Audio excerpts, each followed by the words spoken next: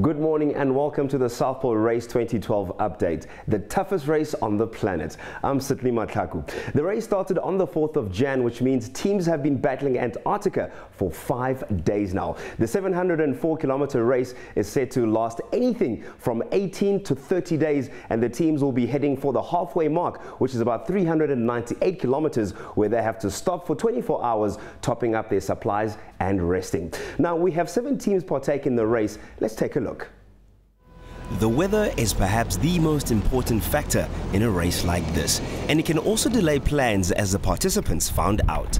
Conditions at the Nova base were so extreme that the flight out of Cape Town was delayed by 4 days. But fortunately, the start of the race was only delayed by 2 days.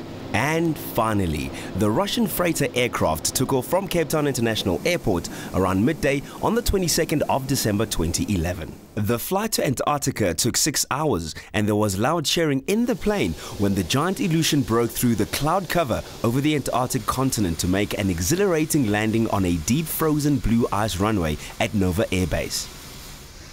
The athletes and film crew had been on standby for a frustrating 3 days while waiting for the weather to clear at the Nova Russian Antarctic Research Station.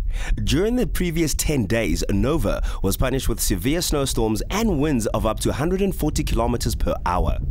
Fortunately for the contestants, the weather changed to mild and sunny once they arrived with temperatures of only 3 to 5 degrees below zero.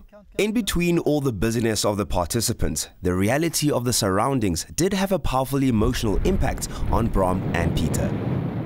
Well, this has got to be one of those moments in life. I've always said that life's made up of moments, like big moments, and this is probably one of the greatest moments of my life. So it's really hard to put into words the kind of excitement that I'm feeling. It's after just days of angst and tight guts and stress.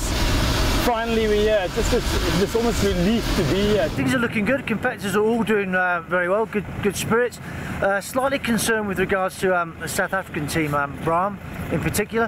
I think he picked up a chest infection whilst in Cape Town. We've had the doc looking at him, monitoring that. It is causing some concern.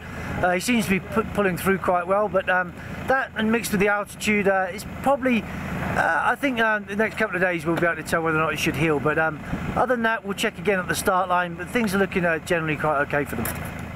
Acclimatization is important physiologically, as the altitude is very high, which means the air is thin. Participants have to get used to exerting themselves at those heights. Kind of the reason why Australian and New Zealand rugby players struggle in high cities like Joburg and Pretoria. But the exhilarating moment finally arrived and the race began. It was a very emotional moment for all. 704 kilometers to the South Pole, and they were off. As expected, the Norwegians got off to an early lead. They were comfortable on their skis, which gave them an edge over the other teams. We caught up with them after a few kilometers.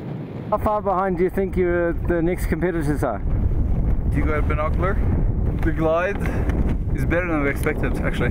7-8 kilometers more and then call it a day, because we're all starting to feel the effects of the altitude sickness. We've all got dry, painful coughs. Our fingers are painfully numb, and we've all got headaches, feeling slightly sick.